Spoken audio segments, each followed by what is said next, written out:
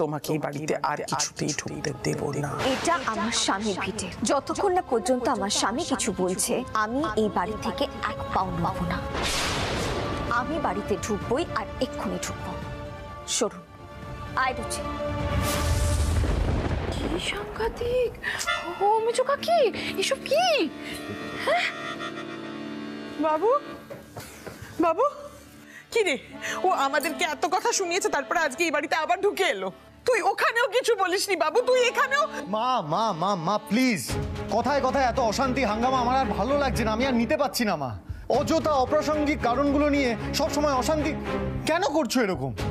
দয়া করে আমাকে এসব থেকে বাদ দাও মা, আমাকে রেহাই দাও এবার প্লিজ।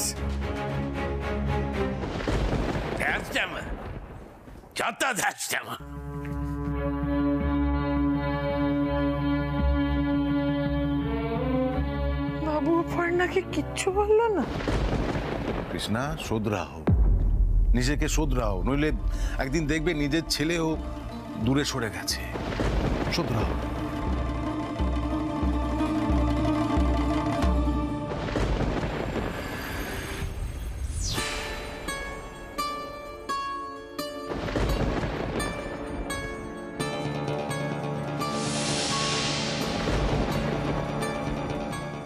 আমার প্রাণ থাকতে আমি তোমাকে এই বাড়িতে আর কিছুতেই ঢুকতে দেব না।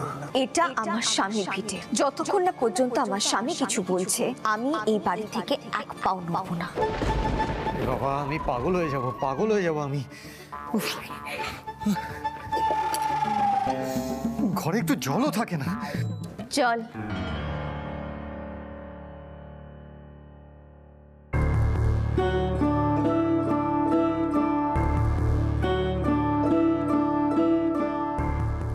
এখানে রাখো, বাথরুম থেকে বেরিয়ে এসে খাচ্ছি। দাঁড়াও।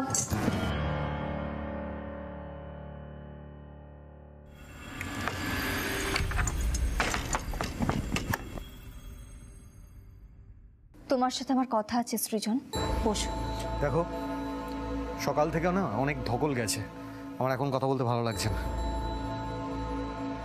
ভালো লাগছে না বললে তো হবে না সৃজন, আমাকে বলতেই হবে আজকে তুমি ডিভোর্স পেপার সাইনটা করলে না কেন? পর্ণা, সবেতে এত কেন কেন করো না তো। তুমি যাও এখান থেকে। একা তো তুমি হয়ে যেতেই চেয়েছিলে, আমিও তো তোমাকে মুক্তি দিতেই চেয়েছিলাম, কিন্তু সেই মুহূর্তটা যখন এলো তখন তুমি পিছিয়ে গেলে কেন? বলো, উত্তর দাও।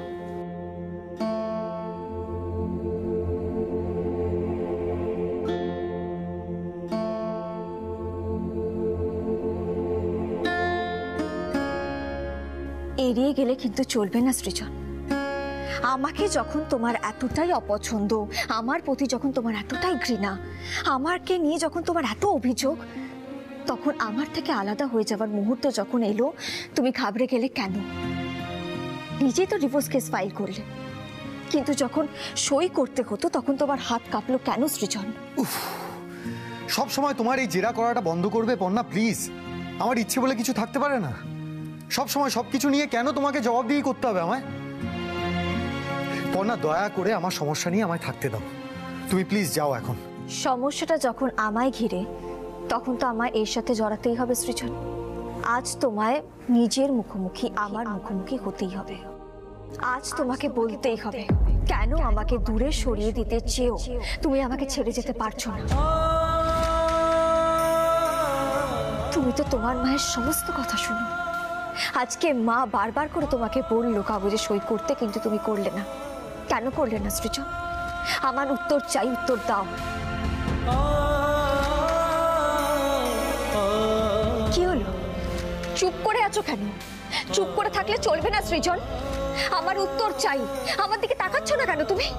বলো, আমার থেকে দূরে যাওয়ার জন্য কেন সময় চাইলে তুমি? উত্তরটা দাও সৃজন, বলো। পারছি না, পারছি না।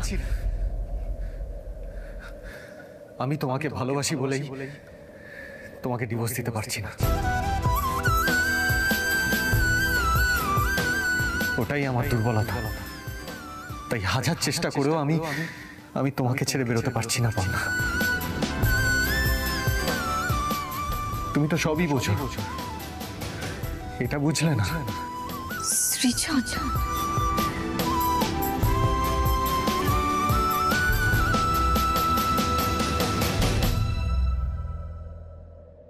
তোমার মুখ থেকে কথাটা শুনবো বলে তো আমি অপেক্ষা করে বসেছিলাম সৃজন।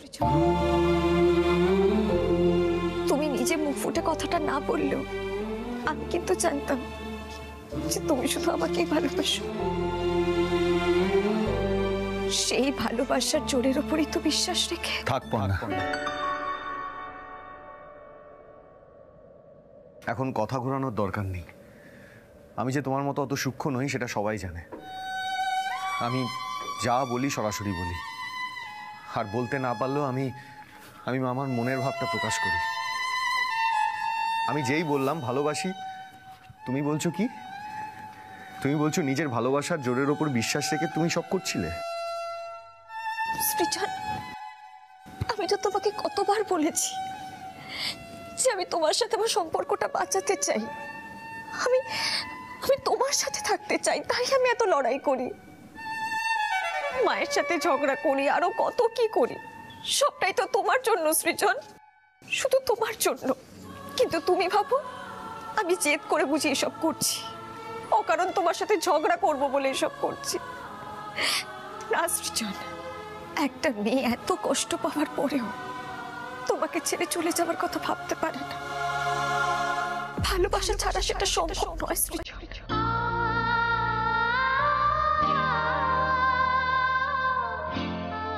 আমি তোমাকে ভালোবাসি সৃজন, খুব খুব খুব ভালোবাসি।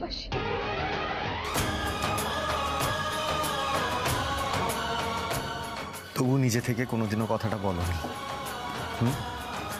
আমাকে দিয়ে আগে বলিয়ে নিয়ে তবে কথাটা বলছো, তাই তো?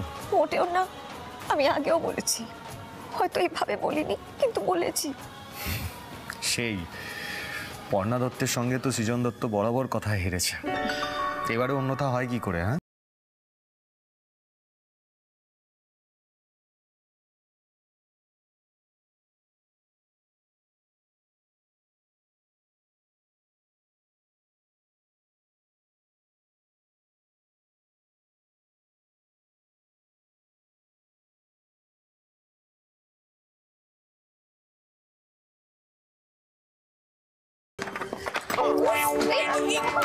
এই পিকলুটা না সত্যি মানে কি মুশকিল।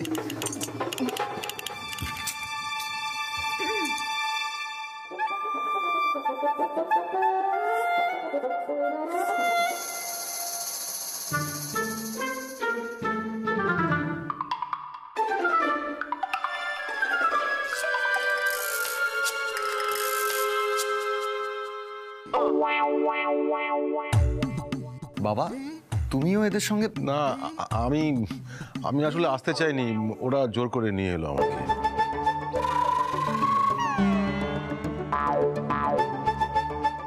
তোরা যে দিনের বেলাতে এভাবে রোমান্টিক মুডে চুপ কর না, কি হচ্ছে কি? এই পিকলু, তুই যে আজকে আসবি বলিসনি তো, কখন এলি? না, এই তোদের কাণ্ডটা জাস্ট শুরু হওয়ার আগে। কি হচ্ছে কি? বাবা আছেন না? মেধা, সৃজন বোধহয় আমাদের এখানে থাকাটা পছন্দ করছে না, বুঝলে? তুমি কি বলতে এসেছিলে বলে ফেলো, চলো আমরা তাদের কেটে পড়ি। তুমি চুপ করো না, বাচ্চারা ইয়ার্কি মারছে, ইয়ার্কি মারুক, তাহলে তুমিও বলবে।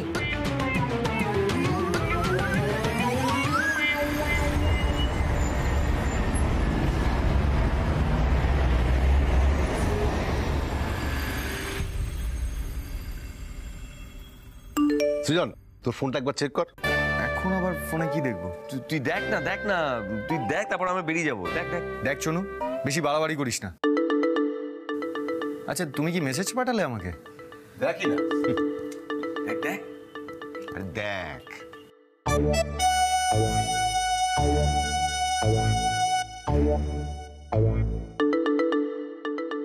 দুটো ফ্লাইটের টিকিট? বুঝলাম না, এটা কি হবে? সৃজন দা, হবে বলতে এটা তোমাদের হানিমুন ট্রিপের টিকিট। তাহলে ফাইনালি তোমরা হানিমুনে যাচ্ছ।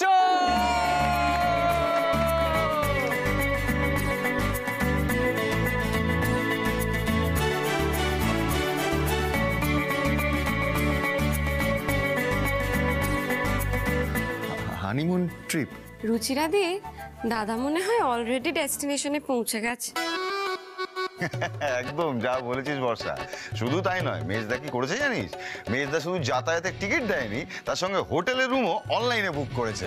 আরে কে শেখালো সেটা দেখতে হবে তো। হ্যাঁ আহা ছোটদা, এখন আর কিছু দেখতে দেখতে হবে না, তুই দাদা আর বৌদি ভাইয়ের মুখটা দেখ, তাহলেই হবে। ওদের গুরুত্বপূর্ণ কিছু কাজ আছে তো নাকি? হ্যাঁ বর্ষা, একদম ঠিক, আই এগ্রি উইথ ইউ। আচ্ছা পর্ণা, তুই হানিমুনে গিয়ে ঘোরাঘুরি করবি তো নাকি? উফ, তোরা যা শুরু করেছিস না, আমি যাই এখন এখান থেকে। এ দিদি বলছি, এখন থেকে গোছাতে যাচ্ছিস না কি রে? পিকলু, মার খাবি কিন্তু।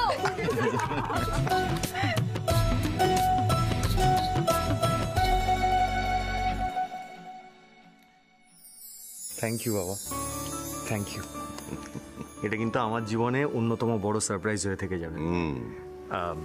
আমিও ভেবেছিলাম, কিন্তু কিন্তু হয়ে ওঠেনি। জানি তো, তোকে আমি চিনি না, তুই যা কেপন বাবা। হ্যাঁ, তাই আমাকেই ব্যবস্থা করতে হলো। তোর মা শুধু খাটিবাজি করে, তাই তোর জন্য আমি এটাই করে দিলাম। যা ভালো করে ঘুরে আয়। আপাতত এখন তুই মেয়েটার কাছে যা।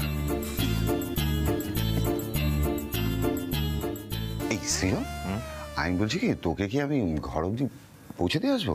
না মানে তুই ঘুরে আছিস তো, ঠিকঠাক পৌঁছে যেতে পারবি? ছোটকা, এটা কিন্তু ঠিক হচ্ছে। এই তোমার না কোনো সেন্স হলো না।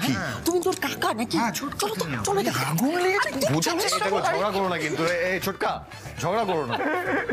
এই ক্যালেন্ডারের মতো দাঁড়িয়ে আছিস কেন? চল। অমনি না, একটা ইডিয়েট ছেলে, সবসময় তো একটা এই সব উল্টোপাল্টা কথা বলছিস কিসের জন্য?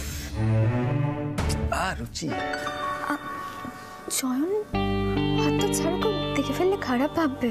এরপরেও আমাদের একসাথে দেখে যাতে কারোর খারাপ না লাগে, তার আস্তে আস্তে সেই ব্যবস্থা নিতে হবে তো।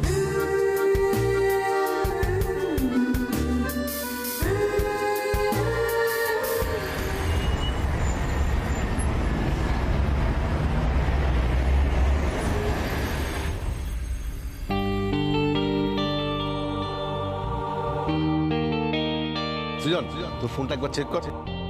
দুটো ফ্লাইটের টিকিট। এটা তোমাদের হানিমুন ট্রিপের টিকিট। ফাইনালি তোমরা হানিমুনে যাচ্ছ। আচ্ছা পর্ণা, তুই হানিমুনে গিয়ে ঘোরাঘুরি করবি তো নাকি? উফ, তোরা যা শুরু করেছিস না।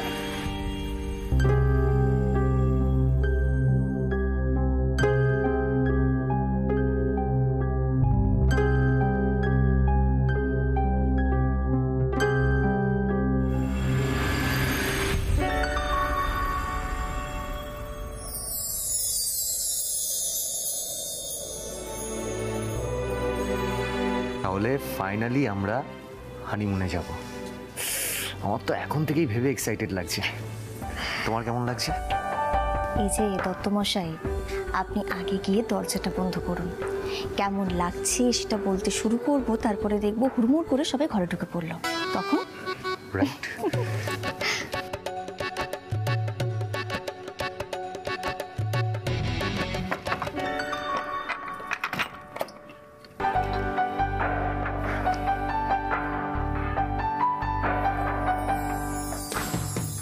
এবার বলো। সব কথা না মুখে বলা যায় না, কিছু কথা এক্সপ্রেশনও বুঝে নিতে হয়। যেমন? জানো তো সৃজন, কিছুদিন আগে পর্যন্ত আমার চারপাশটা খুব কোমট লাগছিল, তোমাকে হারিয়ে ফেলার ভয় করছিল, কিন্তু এখন খুব নিশ্চিন্ত লাগছে। মনে হচ্ছে যেন বুকের ওপর থেকে অনেক বড় একটা পাথর নেমে গেছে। একটা বড় ঢেউ এসে পুরনো সমস্ত খারাপ জিনিসগুলোকে ধুয়ে মুছে পরিষ্কার করে দিয়েছে। আমার খুব আনন্দ হচ্ছে, খুব। মেজদা, দিনের বেলা তো জানলাটা মনে করে বন্ধ করিস। উফ, এদের জ্বালায় না কিচ্ছু করা যায় না। যা তুই এখান থেকে।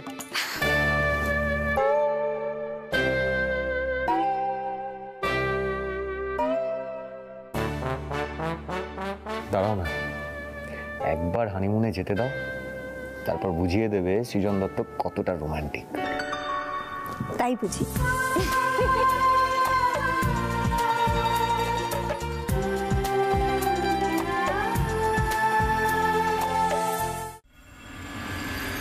বলি বাবুটাকে কি ওষুধ খাওয়ালো গো যে এক রাত্রির মধ্যে বাবুটার মন পাল্টে গেল? সই হওয়ার আগের মুহূর্তে ডিভোর্স আটকে গেছে। কি খুললো? হ্যাঁ, সব কিছু কেড়ে নিল আমার কাছ থেকে, আমার বাবুটাকে কেড়ে নিল। অত সহজ নাকি কাকিমা কেড়ে নেওয়া? হ্যাঁ, এই যে পর্ণা কথায় কথায় বলে না হাল ছাড়লে চলবে, আমি বলছি কাকিমা হাল ছাড়লে চলবে না। মমিতা দি, এই পর্ণাকে আমাদের এই বাড়ি থেকে কিন্তু বিদায় করতেই হবে। ও মমিতা, তুমি কিছু বলছো না কেন? আসলে না মেজো কাকি, আমার খুব জল তেষ্টা পেয়েছে। তোমার ঘরে তো জল নেই মনে হয়। ভাই, আমাকে এক গ্লাস জল এনে দেবে গো, কিছু মনে করো না। এই না না, দাঁড়াও আমি নিয়ে আসছি। হ্যাঁ,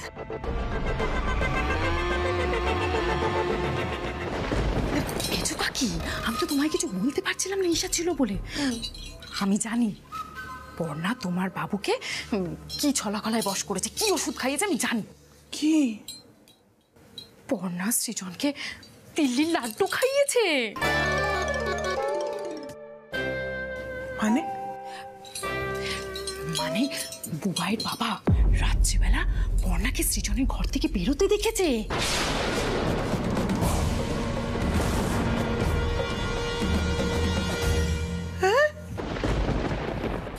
আরে বাবা, নয়, হ্যাঁ।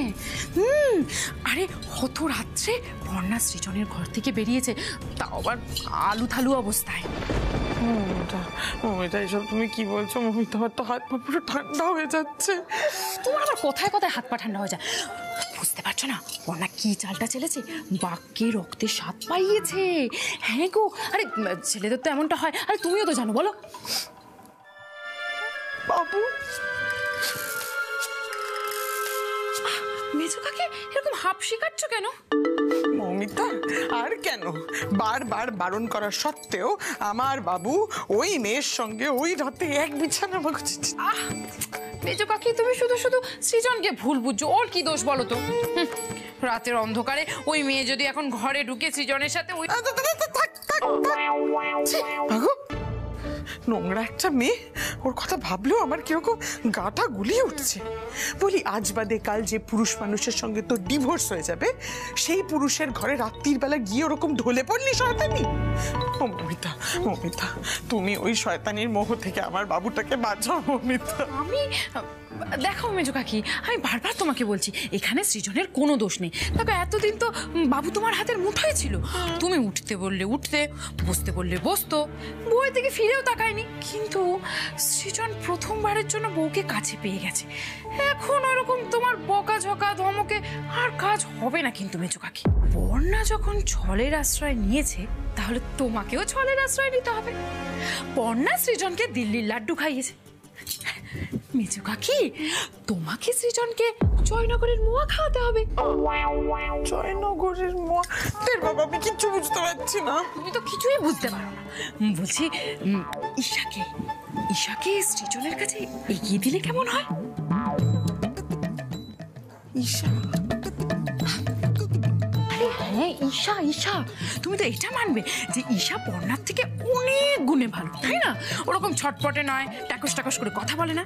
আর সবচেয়ে বড় কথা হলো ঈশা আমাদের দলে রয়েছে। পর্ণাকে যদি এ বাড়ি থেকে দূর করতে হয়, তাহলে ঈশাকে সৃজনের কাছে এগিয়ে দিতে হবে। সৃজন ঈশাতে মজে পর্ণাকে ভুলে যাবে। দেখো মেজো কাকি, বাঘ যখন একবার রক্তের স্বাদ পেয়েছে, তাহলে আমরা ভালো কোয়ালিটির রক্ত দেবো, কি বলো? মমিতা, বলছি যে আমি ঈশাকে, মানে আমার বাবুর দিকে ঈশাকে, মমিতা আমি পারতে হবে না, আমি তো আছি। আরে বাবা, আমি আছি, তুমি একদম চিন্তা করো না। আমি ঈশাকে ঠিক বুঝিয়ে বলবো, ঠিক আছে?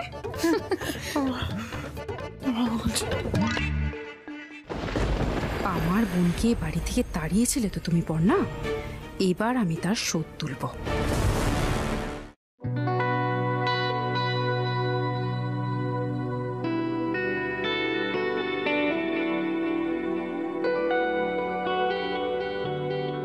কতদিন পর আমরা আবার এক ঘরে থাকছি বলো? তোমার অসুবিধা হচ্ছে? হ্যাঁ, তোমার তো এখন অভ্যেস চলে গেছে, তাই তো অসুবিধা হচ্ছে। ঠিক আছে, আমি চলে যাচ্ছি।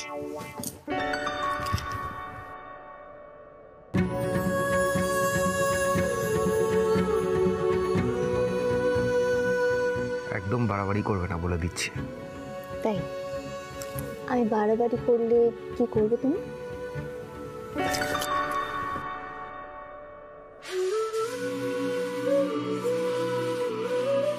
বাবা, আমার বাবুটা তো দেখছি খুব বড় হয়ে গেছে। মা জানতে পারলে কিন্তু বকা দেবে। ভুলভাল কথা বলো না তো। এই শোনো না, বলো। বলছি তুমি কি সত্যি চাকরিটা ছেড়ে দিয়েছো নাকি শুধু আমাকে চমকালে? ওরা তোমাকে তাড়িয়ে দিয়েছে। তুমি সারাদিন এত ঝগড়া করো আমার সাথে, আমি তো কাজে মনই দিতে পারি না। ভালোই হচ্ছে, এবার থেকে আমি বাড়িতেই থাকবো, সংসার করব, রান্না করব, ঘর গোছাবো, আর তুমি আমাকে হাত খরচা দেবে। হাত খরচা? ঠিক আছে, দেবো। রোজ 50 টাকা করে দিলে তো হবে। কি 50 টাকা? সৃজন, 50 টাকা কি হয় আজকালকার দিনে? রোজ আমাকে 500 টাকা করে দিতে হবে।